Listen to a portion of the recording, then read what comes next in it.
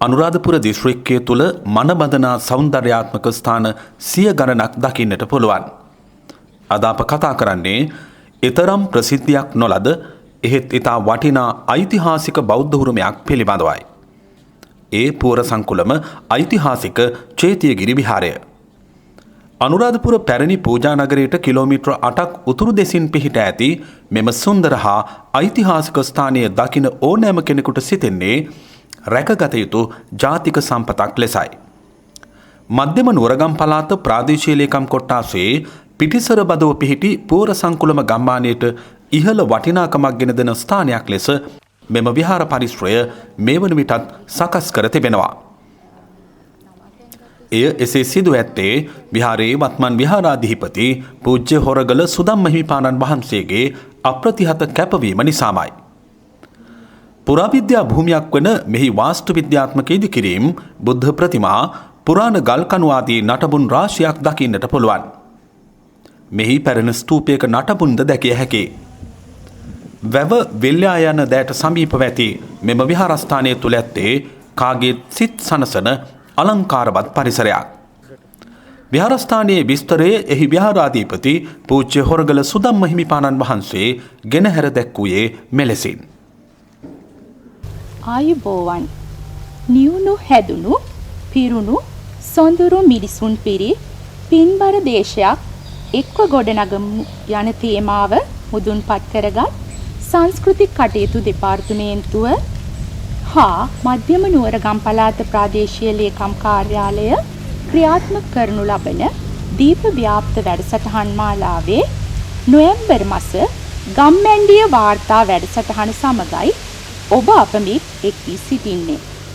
ගමයි පන්සලයි වැවයි දාගැබයි යන බුදුදහමේ මූලික සංකල්පයක් මත නිර්මාණය වෙච්ච ආදි රජදරුවන් වගේම මහරහතුන්ගේ පාද ස්පර්ශයට ලක් වූ ඓතිහාසික පින්බිමක් වන මධ්‍යම නුවරගම් පළාත ප්‍රාදේශීය ලේකම් කොට්ටාශයට අයත් පුවර සංකුලම ඓතිහාසික චේතියගිරි රජමහා විහාරස්ථානය අද වාර්තා වැඩසටහනේ කේන්ද්‍රස්ථානය ලෙස මා තෝරා ගන්නේ.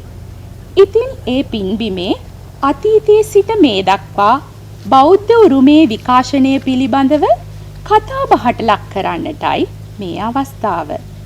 ඒ සඳහා වර්තමාන විහාරස්ථානයේ වැඩ වාසය කරන පින්වත් ස්වාමීන් වහන්සේ නමක් වන අතිපූජ්‍ය පණ්ඩිත හොරගල සුදම්ම නායක හිමිපාණන් වහන්සේට නමස්කාර පූර්වකව ආරාධනය කරනවා අතීත උරුමේ මතකයන් ඓතිහාසික පසුබිම බෙදා හදා ගන්නට.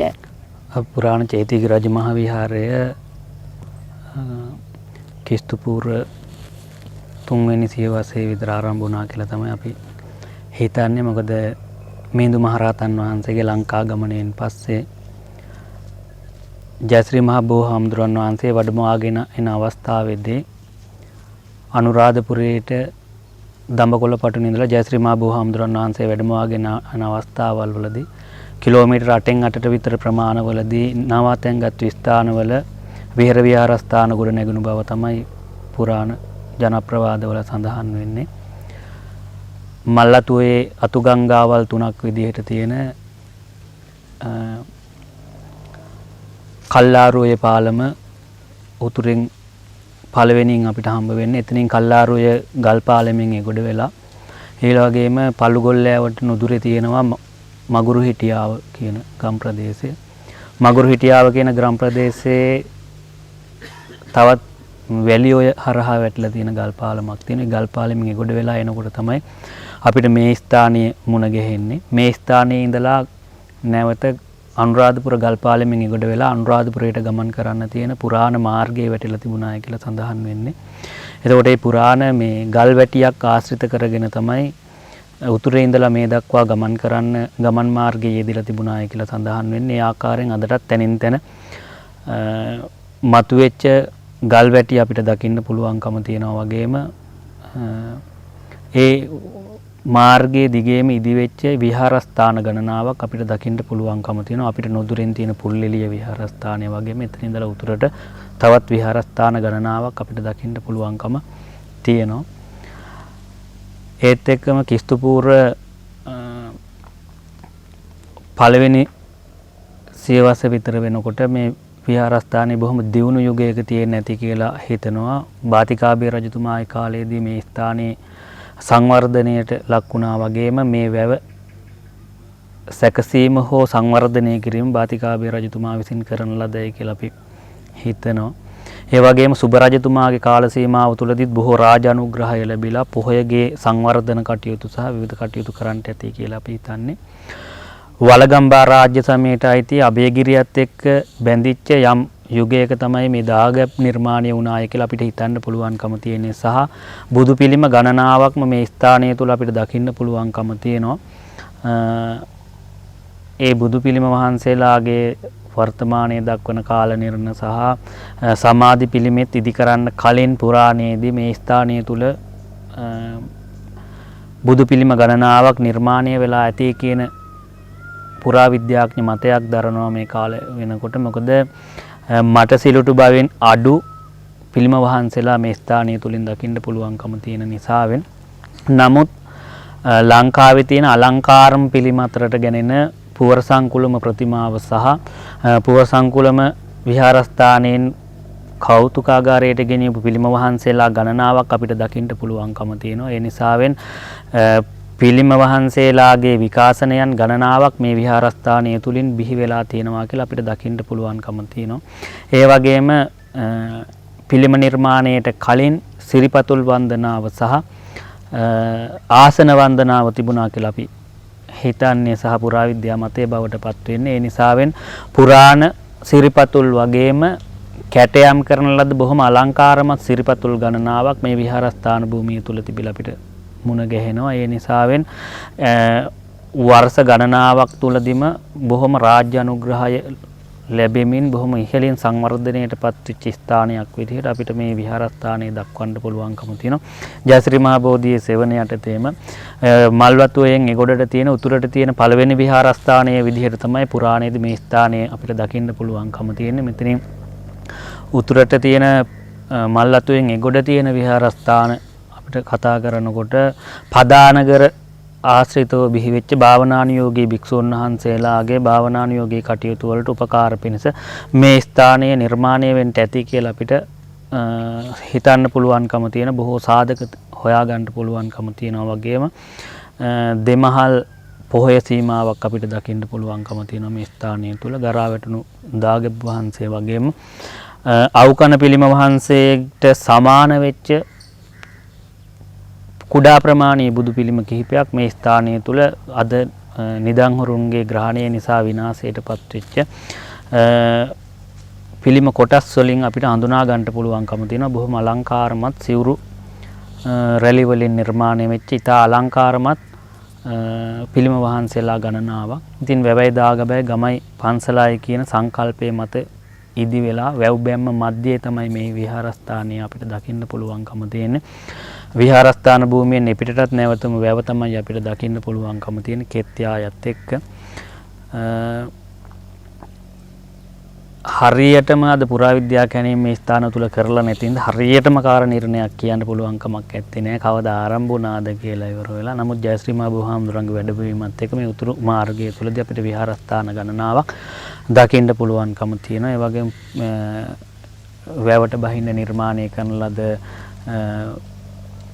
පෙත් මගවල් ඒ වගේම සල්ලපතල මලු ආදී දේවල් මේ ස්ථානය තුල තිබිලා තියෙනවා. අද සෝදාපාලුවත් එක ගරා වැටීමත් එක ඒව ගොඩ අපිට දකින්න පුළුවන් කමක් නැති තත්ත්වෙටම වැහිලා ගිහිල්ලා තියෙනවා පසට යට වෙලා මේ ස්ථානය. ඉතින් පුරාණ ඉඳලම බොහොම අලංකාරමත් ස්ථානයක් විදිහට මේක රජදරුවන්ගේ අනුග්‍රහය ඇතිව පෝෂණය වුණාය කියලා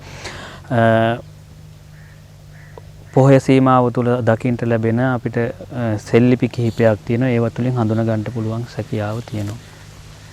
බොහෝ රජමහා විහාරත් එක්ක ගත්තහම වාර්ෂික පුද පූජා පින්කම්, මුට්ටි මංගල්‍යයන්, දේව පූජා, ඒ වගේම බහිරව පූජා වගේ සංස්කෘතිකමය වටිනාකම් සහිත පූජා විධි තියෙනවා.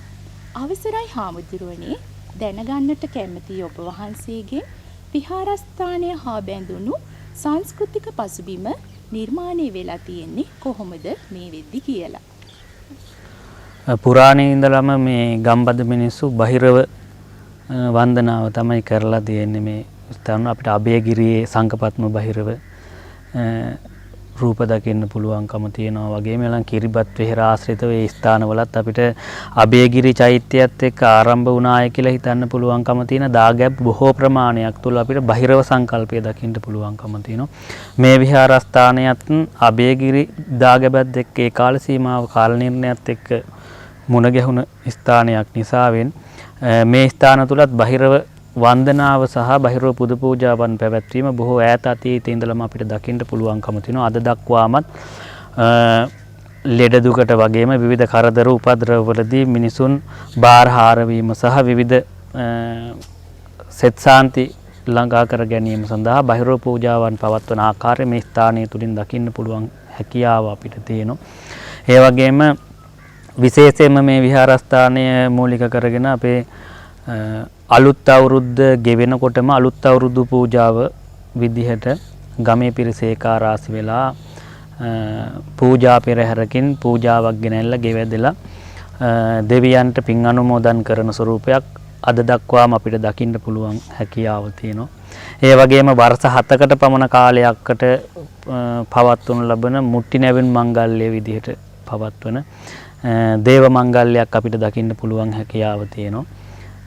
ඒ වගේම අස්වැනු නෙලා ගැනීමත් එක්ක මිනිසුන් විසින් පවත්වනු ලබන අලුත් සහල් මංගල්‍ය දෙවියන් පිදීම මේක කඩවර දේවතාවුන් ඇතුළු කොට ඇති බොහෝ දෙවියන්ට ඊළඟට ඝන දෙවියන් ඇතුළු දෙවරුන් 27 දෙනෙක් විතර මූලික කරගෙන මිනිසුන් පුද පූජාවන් පවත්වන ආකාරයක පුරාණ චාරිත්‍ර තුල අපිට දකින්න පුළුවන්කම තියෙනවා මේ ස්ථානයන් තුලදී.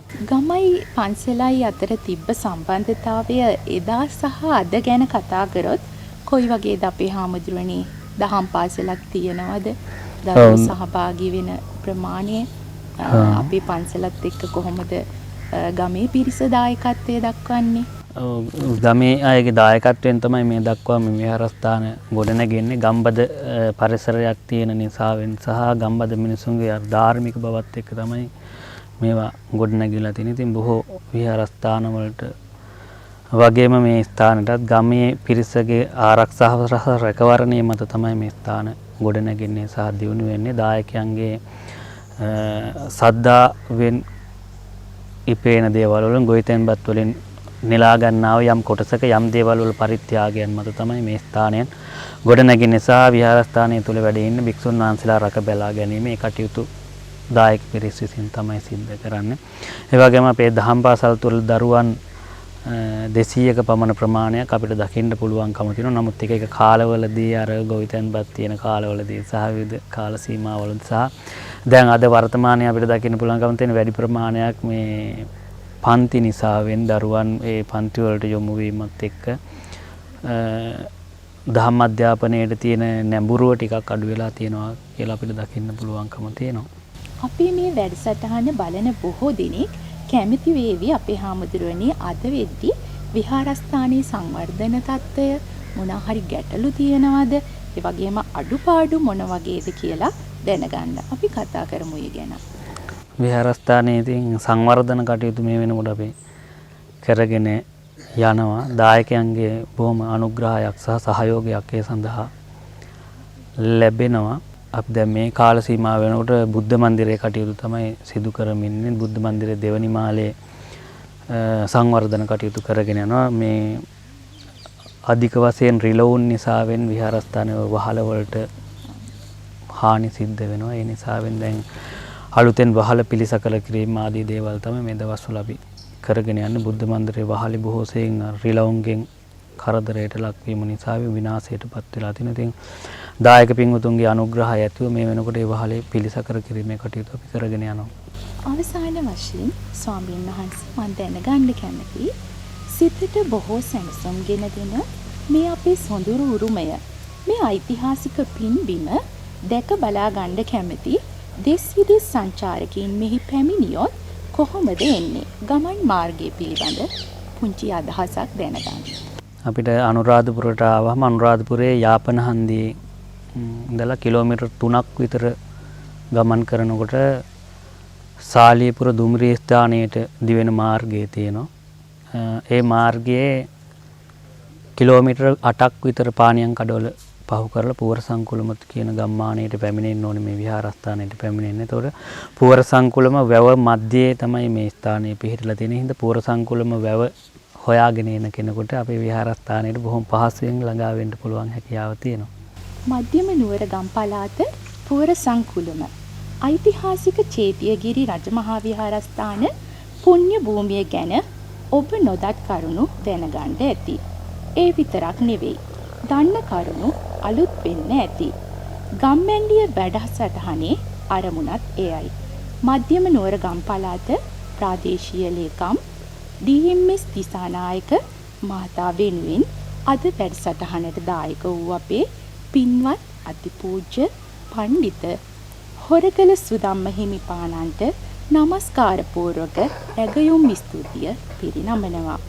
මෙම වැඩසටහනට සාර්ථකත්වය උදෙසා සත්කාර කළ දිස්ත්‍රික් මාධ්‍ය ඒකකයේ ෂෙල්ටන් ඉන්දික බණ්ඩාර මහත්මයාට ඒ වගේම චන්දිම මහත්මයාට බෙහෙවින්ම ස්තුතිවන්ත වෙනවා. තවත් මෙවැනිම ඓතිහාසික වටිනාකම් සහිත උරුමයක් හා ඉදිරියේදී එක්වන්නට ඇරයුම් තබමින් ඔබෙන් සමුගන්නාමා මධ්‍යම නුවර ගම් පළාත ප්‍රාදේශීය ලේකම් කොට්ටාශයේ සංස්කෘතික සංවර්ධන නිලධාරණී දිල්රුක්ෂී ගුණරත්න. ස්තුතියි. ආයුබෝවන්.